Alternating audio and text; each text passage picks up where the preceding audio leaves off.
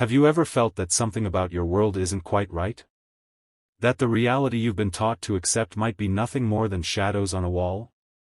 If you've ever questioned the nature of truth itself, then you're already part of a conversation that began thousands of years ago with one of history's greatest philosophers. Before we dive into this mind-bending journey, take a moment to hit that like button and subscribe to the channel. Your support helps bring these ancient philosophical treasures to light in our modern world. The rain fell in sheets against Marcus Reed's office window, distorting the city lights into wavering patterns that danced across his desk. He stared at the half-written philosophy lecture on his computer screen, the cursor blinking accusingly. 20 years of teaching Plato's works at the university, and tonight, he couldn't find the words.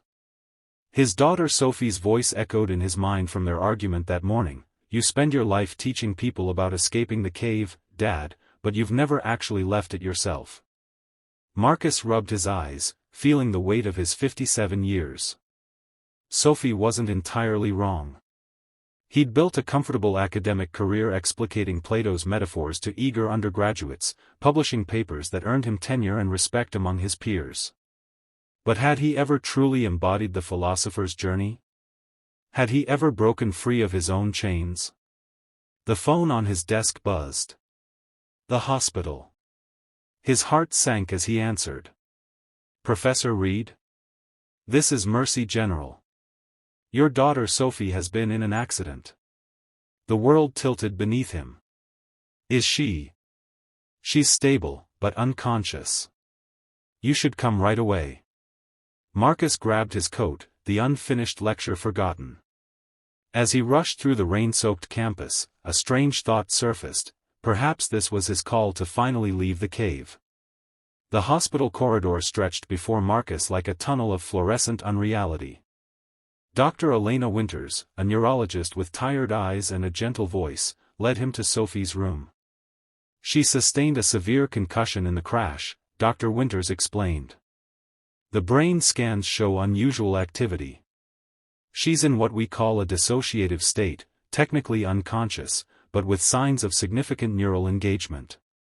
Sophie lay still on the hospital bed, her dark hair splayed against the white pillow.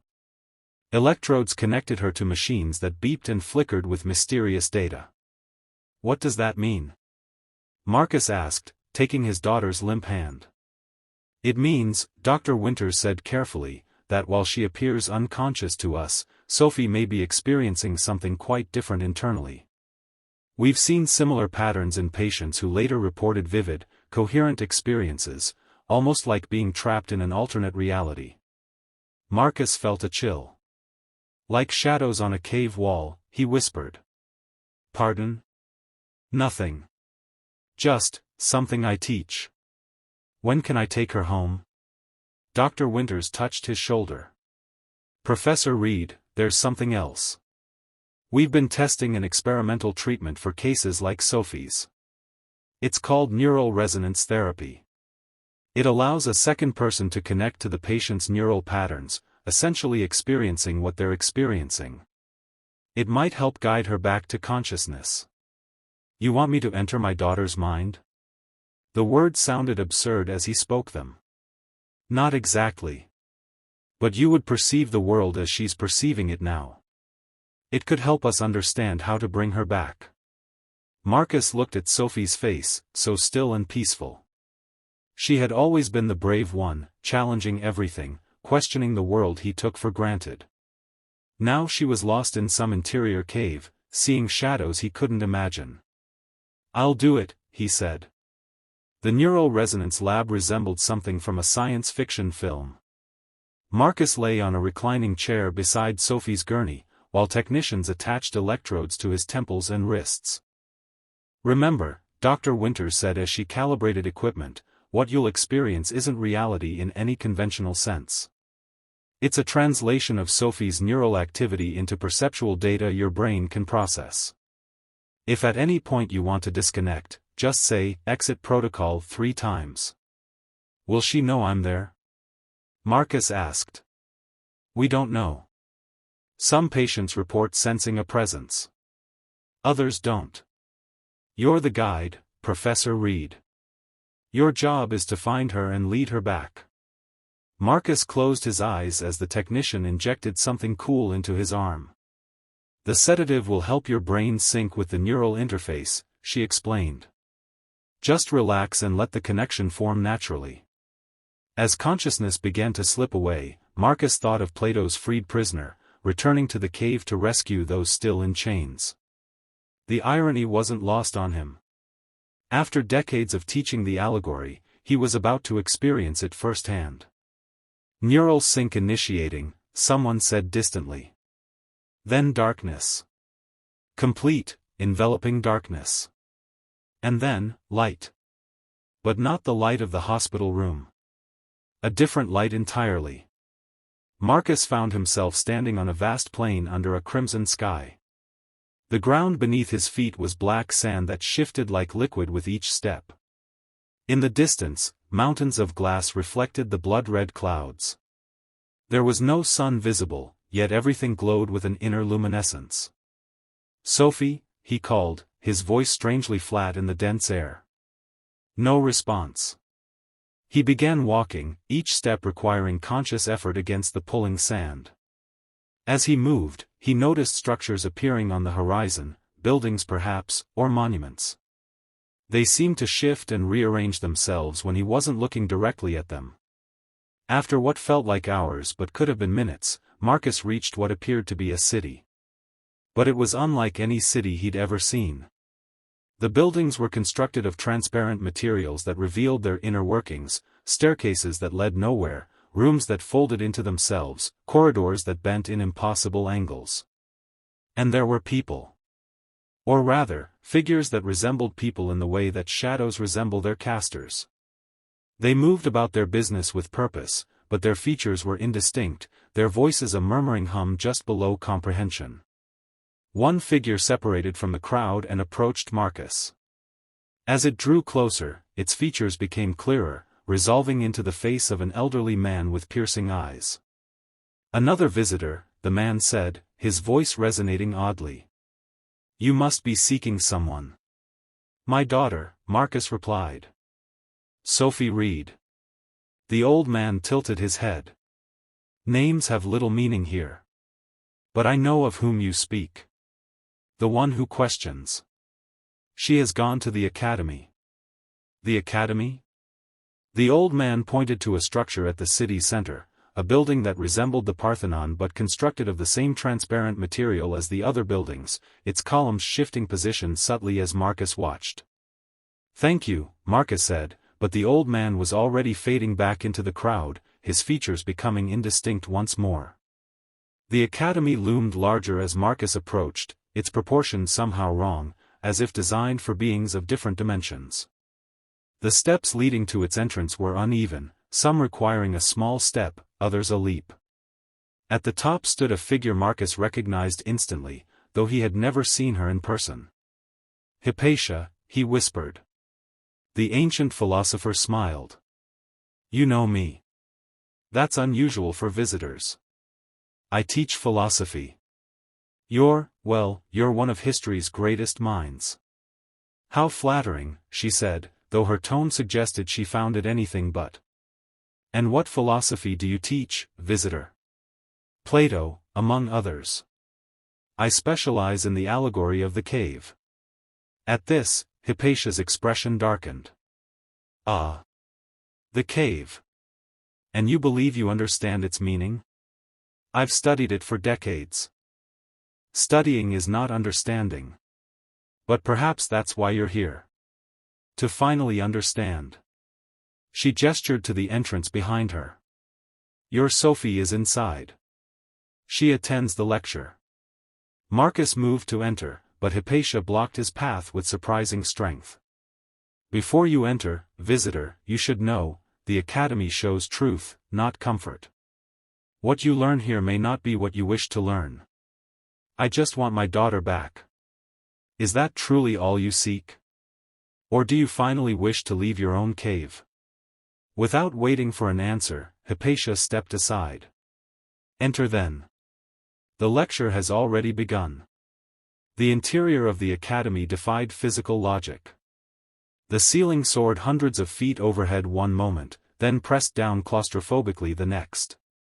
The lecture hall contained thousands of seats, yet felt intimately small. And at its center, where a podium should have been, was a simple wooden chair. In that chair sat Plato himself. Marcus recognized him from countless busts and artistic renderings, but no stone carving had captured the intensity in his eyes or the subtle curve of his ironic smile. The philosopher was speaking, his words somehow perfectly clear despite the vast space. And so the prisoners mistake the shadows for reality itself, having never known anything different, Plato was saying. They give names to these shadows, they create systems of understanding around them, they build their entire conception of truth upon them. And they are content in their ignorance.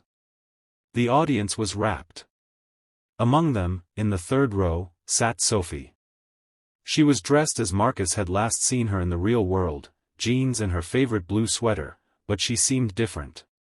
More present, more vibrant, as if she existed more fully here than in the physical world. Marcus made his way to her, sliding into the empty seat beside her.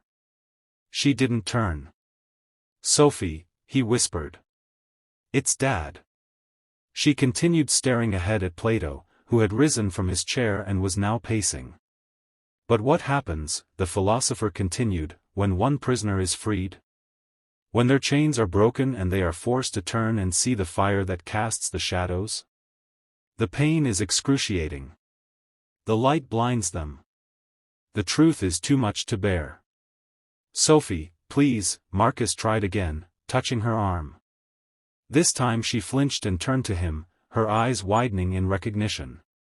"Dad? How are you here?"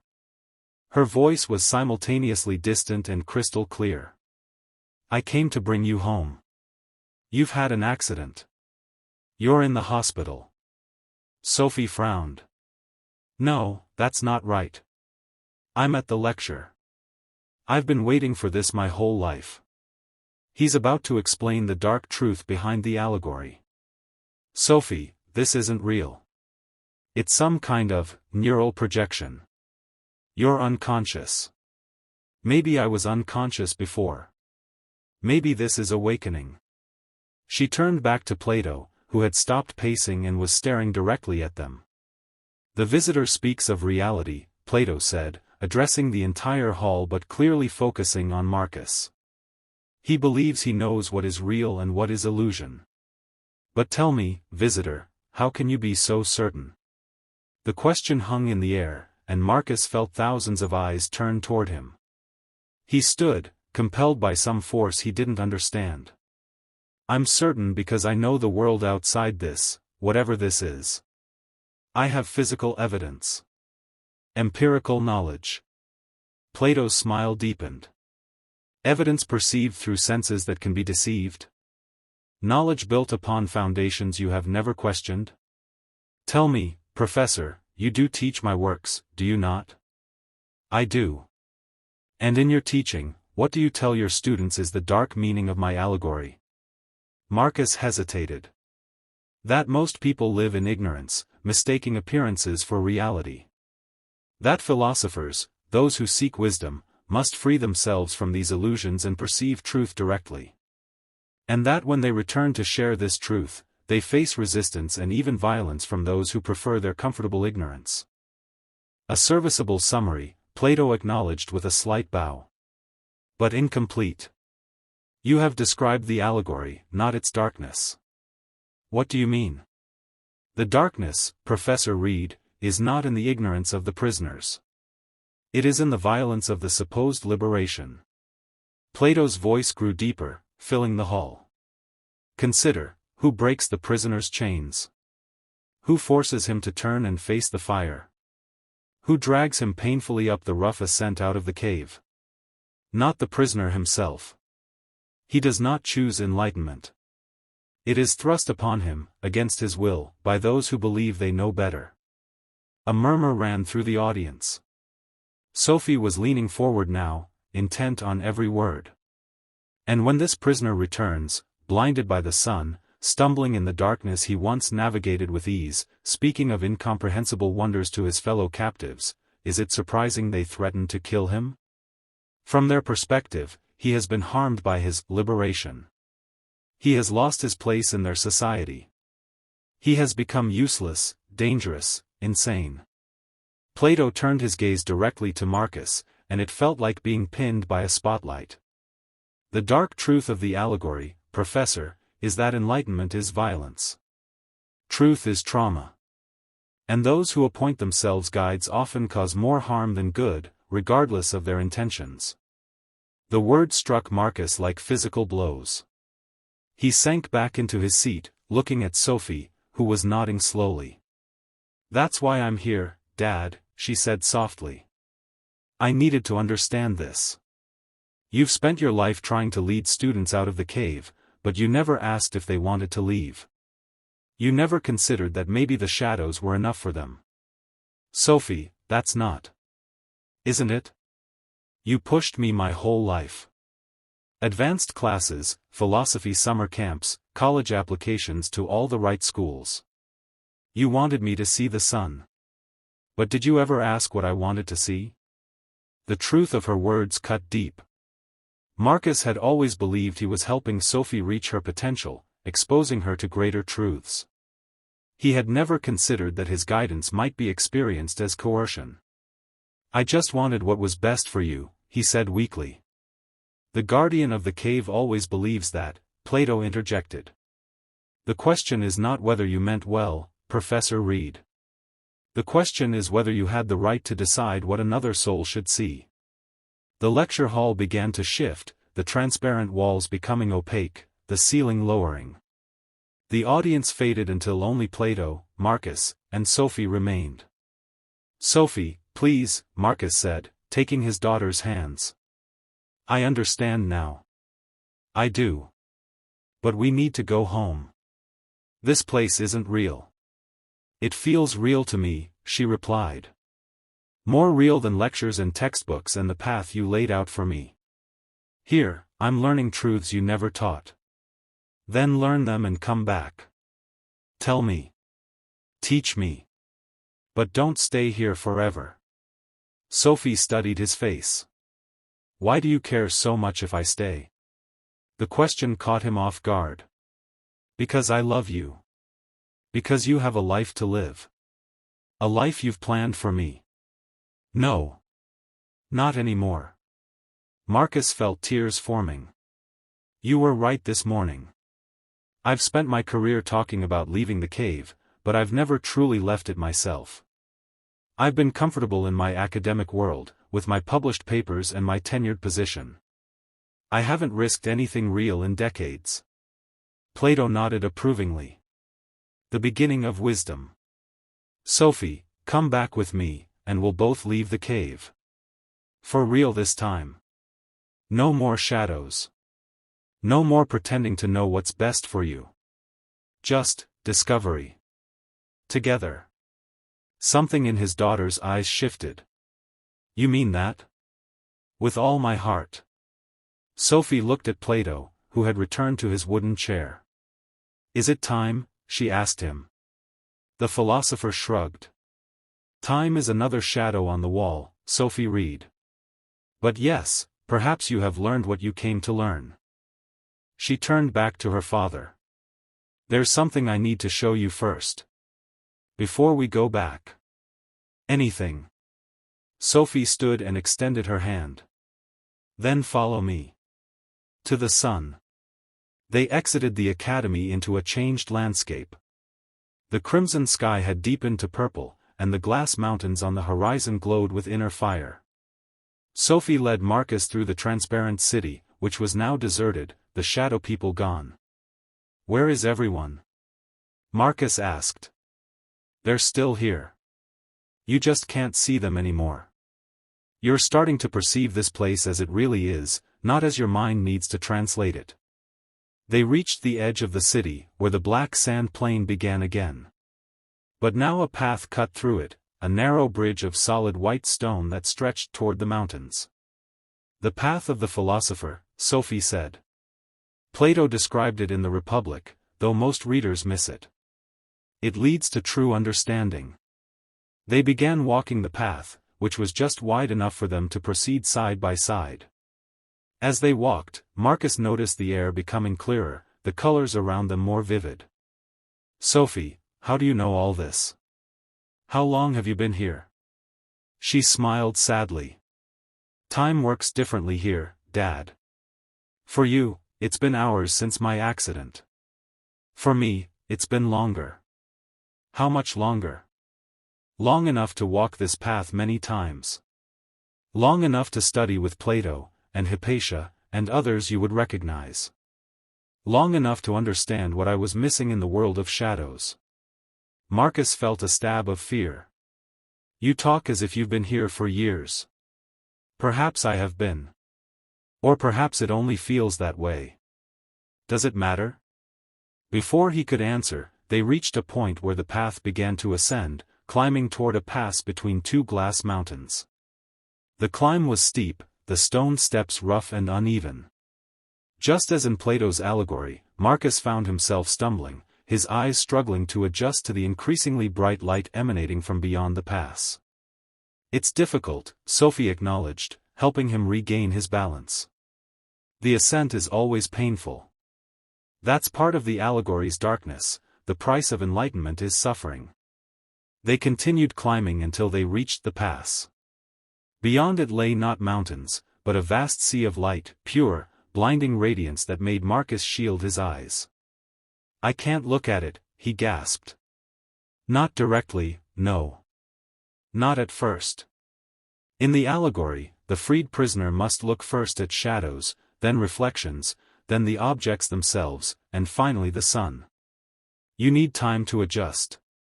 She led him to a pool of still water near the path. "Look here first. See the reflection of the truth before you face it directly." Marcus knelt beside the pool. In its surface, he saw not his own reflection, but a series of images: Sophie as a child, eyes wide with wonder as he read her stories; Sophie as a teenager, her face hardening as he pushed her toward achievements she hadn't chosen; Sophie in her college dorm, crying after a phone call with him about her disappointing grades; Sophie driving away from their argument that morning, tears blurring her vision as rain began to fall. "I never saw," he whispered. "I never really saw you. That's the nature of the cave, Dad. We see shadows and think they're people. We mistake our projections for reality." The images in the pool shifted. Now he saw himself, hunched over books, scribbling lectures, standing before classrooms full of students who dutifully took notes but whose eyes held no real understanding. Sophie's hand squeezed his shoulder. "No. You've been a prisoner, like everyone else. Mistaking shadows for reality isn't fraud, it's the human condition. But now you see." Marcus looked up from the pool, and found he could now gaze at the sea of light without pain. It wasn't just brightness, it was clarity. Everything appeared in perfect detail, without distortion or shadow. He could see individual grains of sand on the beach below, the complex crystalline structure of the glass mountains, the intricate patterns in the air itself. "Is this reality?" he asked. "It's closer," Sophie said. "But even this is a translation your mind can process. True reality is beyond perception. Beyond language. Beyond understanding. We can only approach it, never reach it. Then what's the point? If we can never know what's real, why leave the cave at all?" Sophie smiled, and in that smile Marcus saw wisdom beyond her years, or perhaps beyond time itself. Because the journey matters. Because each step away from illusion is worth taking, even if we never reach absolute truth.